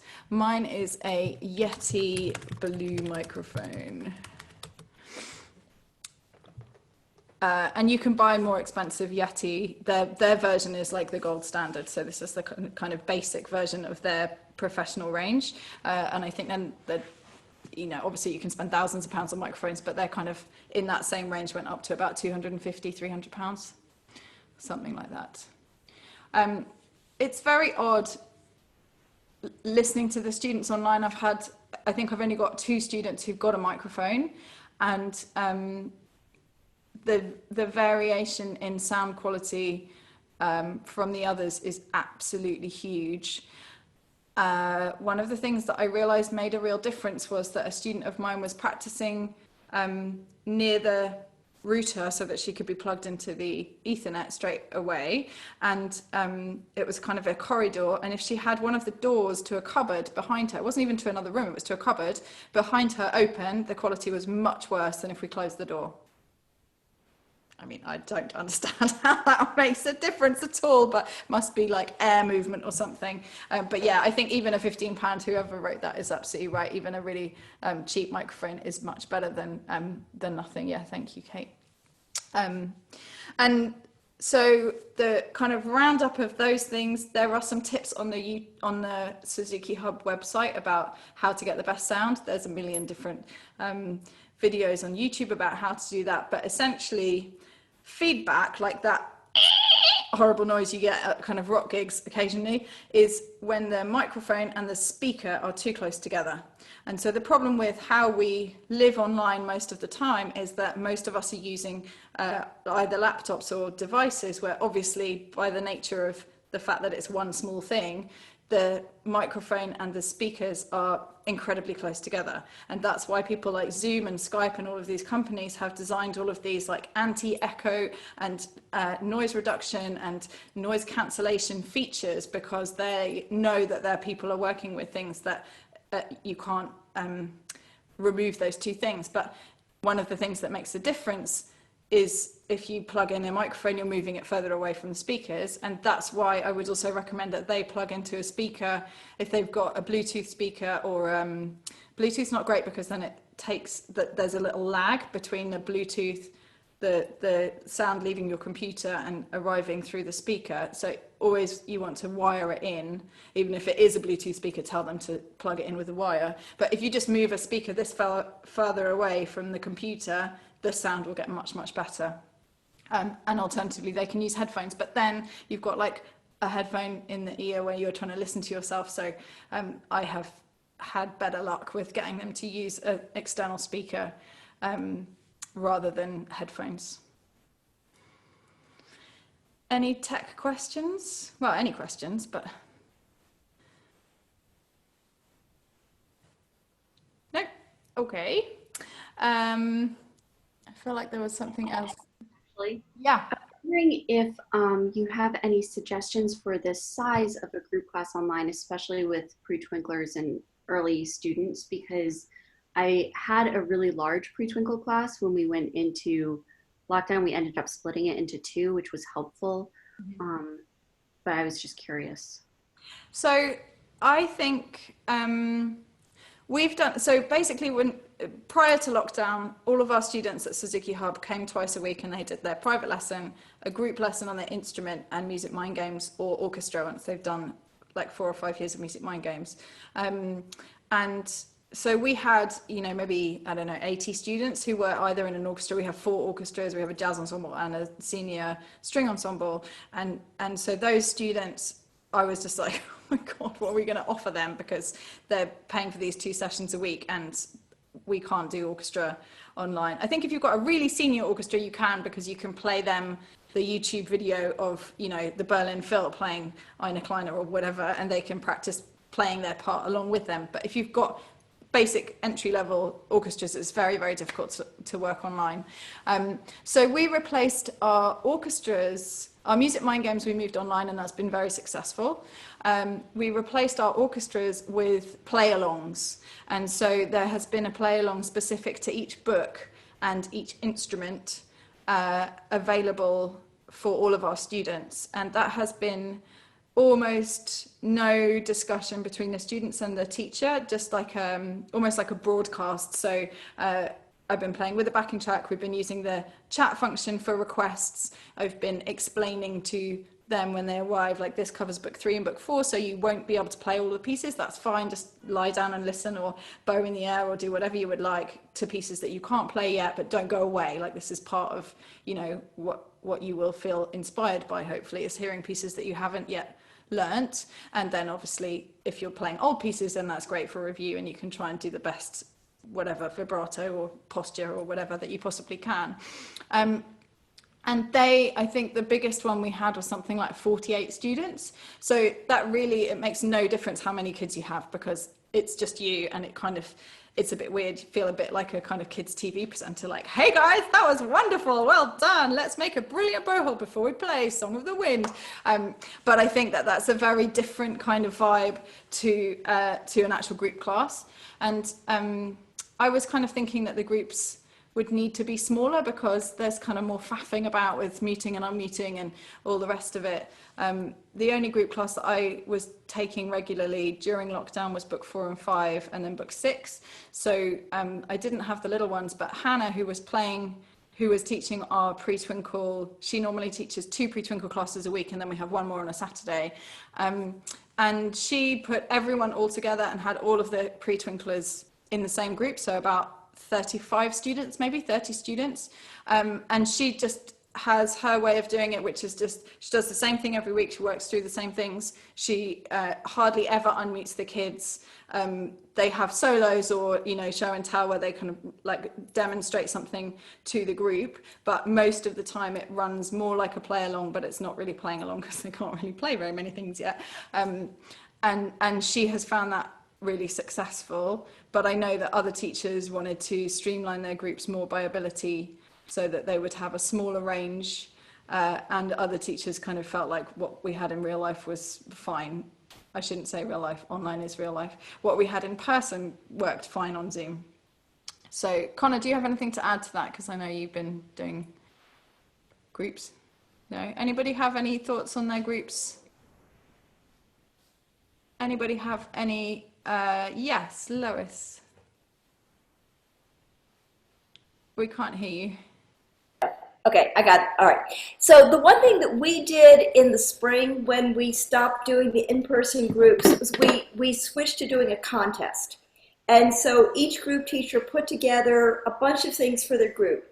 And it ranged from practice spots that they had to upload. It ranged to watching a video, funny things like Toussaint and Hilary Hahn doing the Paganini 24, things that were just really fun for the kids. So we had kind of a combination of different things.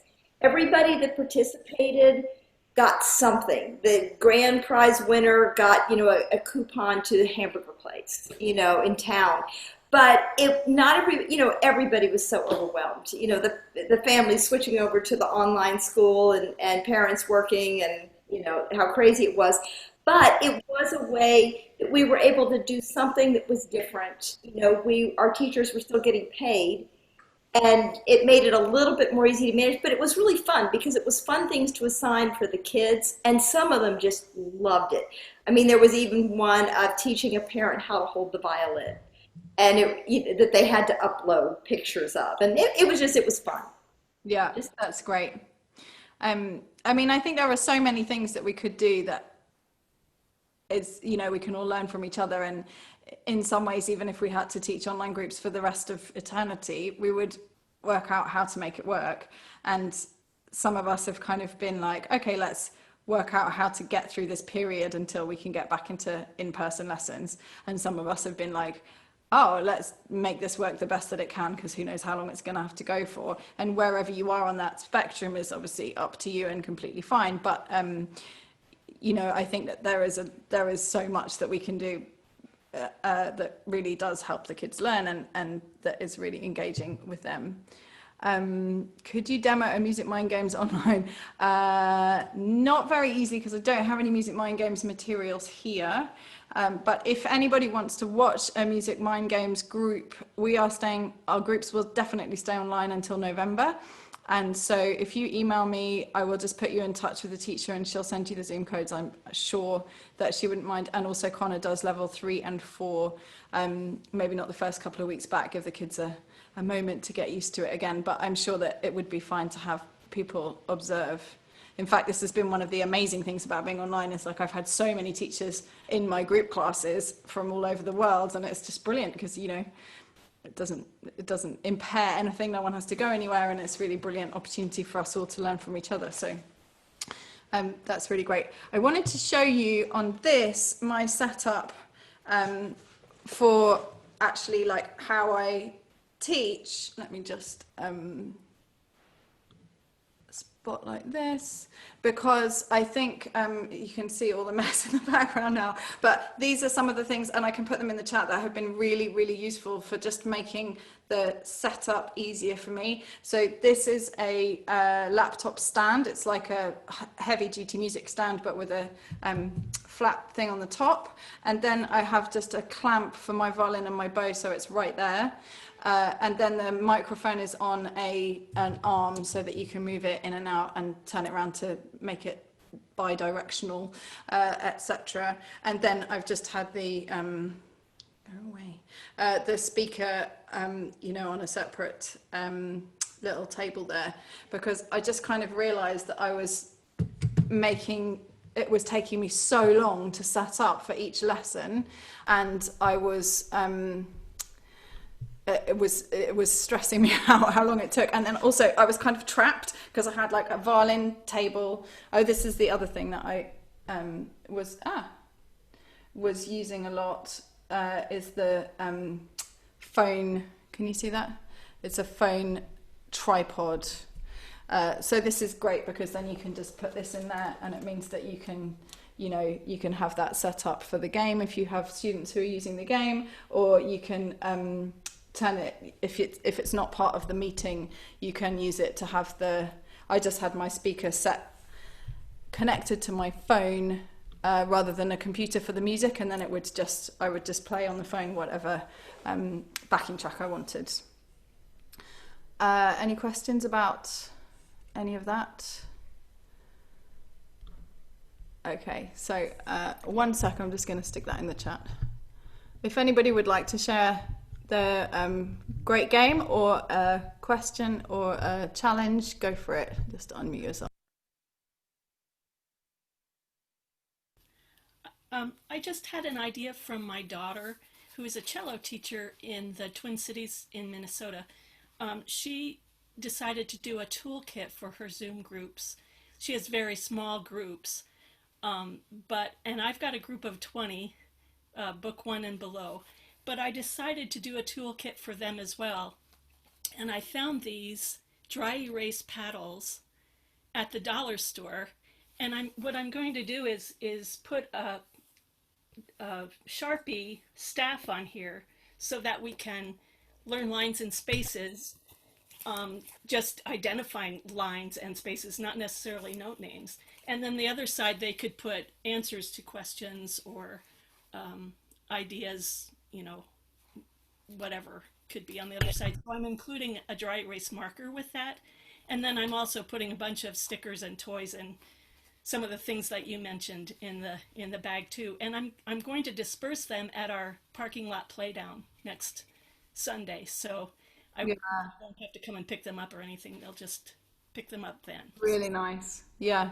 I think one of the things that we've had like so much good feedback from is that pretty early on we sent everybody a badge in the post, like a pin, you know, a badge, and we have Suzuki Hub ones, but I also got some made that say I love music, and these are things that you can get made really, really cheaply. Like the badges ended up costing something like 9p each or something, and then a bit later on we had we sent out a certificate, and we have Suzuki Hub certificates that say Suzuki Hub Superstar, and it said, you know, congratulations for making music under lockdown, and that went out to all of our teachers, which to all of our students.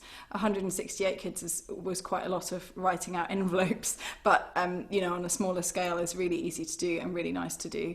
I know that one of my colleagues, Helen Hines, sent out sunflower seeds to everyone at the beginning of lockdown, and then they had a seed growing competition, which is really lovely. And there was something else that someone did that.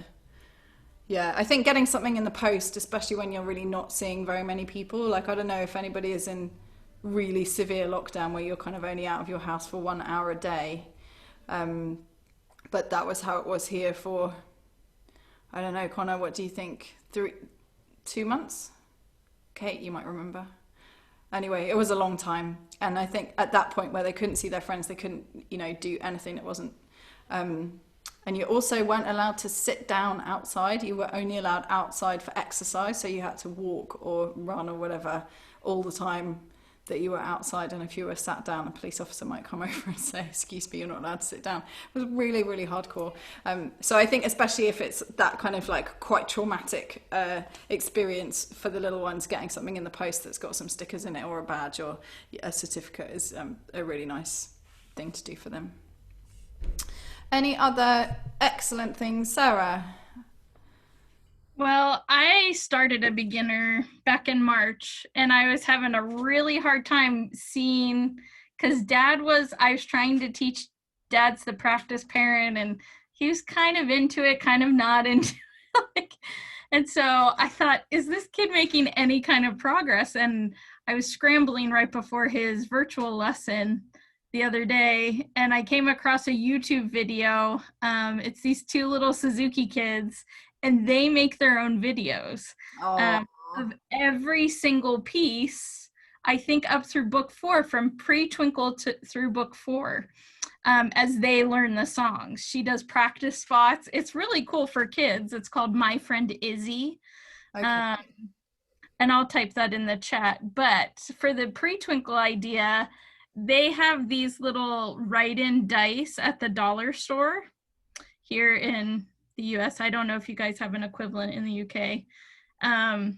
But I just did little Pre-Twinkle, like the flower song, Take a Bow, E string concerto, just playing Mississippi on, lovely. Like a rocket. And I realized he had learned all these things, and this was a really good way for me to see what he had learned and where we were at right now. So. Yeah. I think that's one of the things that I also find really useful for the credits is in the early period where they kind of are just in this nebulous soup of different activities, and we have obviously like everything that you learn is taking you towards being able to play, and then once you can play you'll learn your twinkles, and then off we go through book 1. But I think for the parents and for the students it can just feel like, what the hell is this? It's just like a load of weird games that don't make any sound, and you know, they all walk into their first lesson expecting to be able to play because they've been doing their observation, they're watching all these kids play, and they're just like, oh yeah, the violin, I can do that, and then they're like, oh no, I can't. That's a really upsetting experience for them. So I think the other thing about doing something like that, having a dice or using the credit system, is that you can be like, okay, you know, here's book 1. These are the things, like all of my students, all of these pages that hardly anyone ever looks at, actually. Most teachers don't even ever show their students these pictures. They get credit next to the little boy standing in rest position because they can get themselves into rest position. They get a credit for this. They get it, and then they feel like they're kind of making progress even before they get to the first twinkle variation, which it's a long way before that, right? There's a lot of stuff they have to learn. Anyone have ideas for parent guidelines for Zoom group? I'm thinking of including a sheet with a toolkit. Yeah, very good idea. Any thoughts on parent guidelines? I mean, I'm not the best person to talk to about this because I haven't had a group with parents in it because they're all 10 and up. Mary? I haven't actually created a list of guidelines for parents yet, specifically for Zoom, but something I've been thinking about is talking to a couple of the parents that I have about trying to pull themselves back a little bit. I'm finding that, especially with a couple of my younger students, that the parents are working really hard to help their child be successful when we are doing something virtually, either in lesson or in group, and it's turning into the child relying on their parent to repeat my directions or instructions, and that's wasting our time. And it's not having the child be accountable to listening to me and tuning into what I'm trying to tell them and communicate to them through Zoom, which I know is hard for little kids, especially to, really focus on the screen and connect with somebody virtually. That's really, really tough. But I think it's really important for the parent to help their child recognize that I'm the teacher and they do need to listen to what I'm saying and pay attention to what I'm saying and not wait for the parent to repeat my directions. Yeah. So that's something I definitely, want to revisit starting this new school year and going over again with parents, especially my younger students. And anyone else had that in person as well? I mean, I'm amazed at how many parents seem to feel that they need to say exactly what I've just said. I'm like, if I'm explaining something poorly or a certain thing that's going to make your child understand, then that's great. But literally repeating the words that I've just said is completely unhelpful and quite irritating, actually. It's amazing. And so I think that's a really good point. Thank you. Una. Oh, I'm sorry. Sorry, and it gets worse when they come back for in-person lesson because they're so used to doing that on Zoom. You just literally have to okay, give me a chance to talk. They were trying to overtake the class totally. Yeah. I think we can have the same kind of guidelines that we have in person, right? That you're the silent observer and you're allowed, my guidelines are you're allowed to say anything positive at any stage. So if your child plays something and you want to say, well done, that's brilliant, but I never want to hear anything critical. And I want you to actually ask questions when there's a gap in the lesson. And I certainly don't want you to be part of, darling, put your feet into playing position. Kate's waiting, come on. I'm like, that's just unhelpful because it splits the child's attention backwards and forwards, and I just want their attention with me, and the parent is there as the silent observer, and that's something that if you can set that up from the beginning, and then when you transition to online keep it going, is much easier than once you kind of realize you have a problem and then you have to row back without letting the parent realize that you're cross with them. That's hard. Robin. I had a friend who actually created guidelines right when we were going online to her students, and I copied them for mine, and it had things about setup, like the stand should be on this side of the screen. I should be able to see this part of your body and that kind of thing. I thought that was really helpful to be able to do that. And then I also sent them information about how to tune their violin. There was a video about tuning their violin, and then also apps that they could use as tuners so that they could get that ready ahead of their lesson. Yeah. So that we didn't have to spend our time tuning violins when we already knew we were going to be losing time due to technical glitches and whatever. Which is definitely something I'm planning to keep them doing forever. Okay, you arrive at Suzuki, help you tune your violin in the corridor, and then you come into your lesson and we can just start, right? I'm kind of embarrassed that I haven't done that already. Any other thoughts about that? And then we're going to do a little quick 5-minute segment on teaching fours. Okay, cool. So let me just find my cheat sheet. Okay, so I'm just going to kind of teach, and if you would like to play, that's lovely, and if you would just like to sit and listen, that's also completely fine, but please make sure that you are on mute. And so this is a kind of, the notes that I sent you all, I hope, are fairly self-explanatory, that it's kind of meant to be a theme for each group lesson, and it can be a different theme for however many weeks you want to work on that theme. Some of them you can do in 1 week, and some of them you will do for weeks at a time. But I think the fourth finger stuff is really great, and I'm really cross that my speaker is not working, because I can't show you how nice it is to play Go Talent Roadie in E with a backing track, but I trust you all to be able to imagine that. So Pop Goes the Weasel, we normally do with the pre-twinkles like this, but this is going to be for the left hand, fourth finger, so when it's time to pop, just do your left hand pizzicato.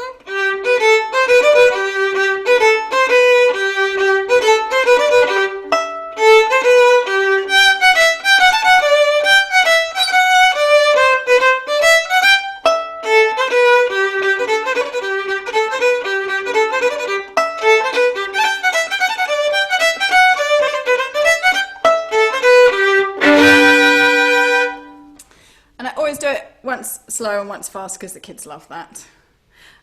So now we're going to play Twinkle, Lightly Row, starting on E4. So if you are doing this for the very first time with students, obviously it wouldn't be when they're just learning Lightly Row, but you would probably want to practice Lightly Row with fours in the key that they're familiar in. But it's really great to move it up a string, because they can't mess it up, because they've got no B string to play instead. So here we go.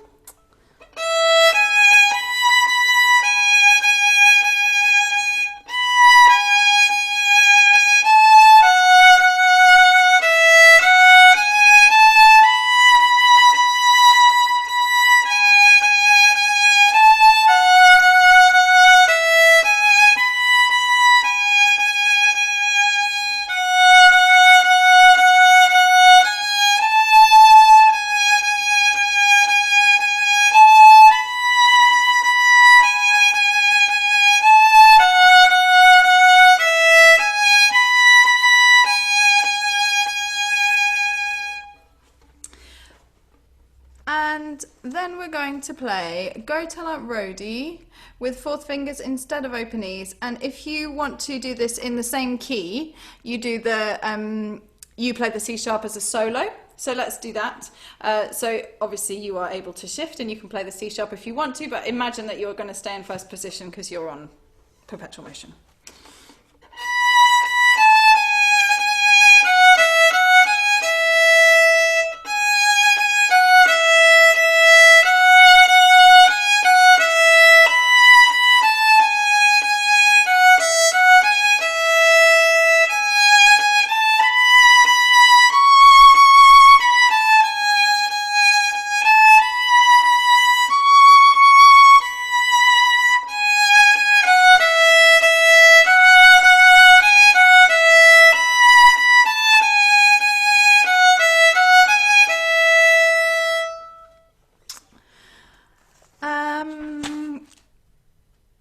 So I'm aware we're kind of running out of time. There are exercises on page 32 and page 34 that I think are really brilliant to do. And we play the first 4 notes of bar 2 of perpetual motion. I will teach everybody that. So this, so that even if they can't play the whole piece, we'll play, and they'll just learn to join in for those 4 notes, a bit like you saw the video of Go Talent Roadie joining in. And then there are various other things in the notes that you can see. I think for my students, I really am keen to have inclusive group class where the kids who don't play the piece that we're working on yet have something to do. And I think things like the Go Talent Roadie, the video that you saw, and playing perpetual, we all know that you can play the E's and the A's in perpetual motion, and that you can do, the retakes in Song of the Wind. But I think lots of us stop there, and I definitely did myself until quite recently. But I think if we look at those pieces as, okay, well, what can you do with, for example, Andantino, if you're on Go Talent Roadie, there is so much that we can kind of work out that those kids can play, and then they really feel involved, and you have their cooperation and their interaction in the group class, both in person and online, much more so than if they're sitting on the floor kind of maybe looking for a good bow hold or probably thinking about what's going to be for tea.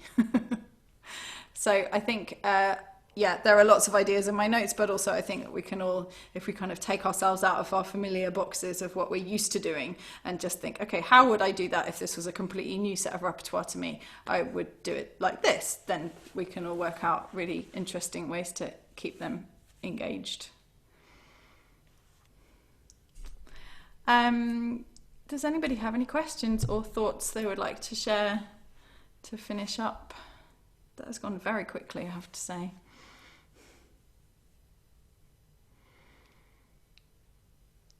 Deafening silence. No, okay. Well, I am doing a sight reading seminar the day after tomorrow on Thursday. That will be recorded, and that is kind of not very interactive. That's just me telling everybody what I do with that. So if you would like to either join me live or buy access to the materials and the video, there are lots of spaces left for that. I'm very passionate about sight reading, so I hope that some of you will come and join me. And there is a handout. Yeah, if you have signed up fairly recently, you might not have received the email from me, but then you wouldn't be here. So you must have. Who doesn't have the handout? Charlie. Okay, so I will send you. So on Charlie and Carol. So on the email that you got the Zoom codes on, there wasn't an attachment.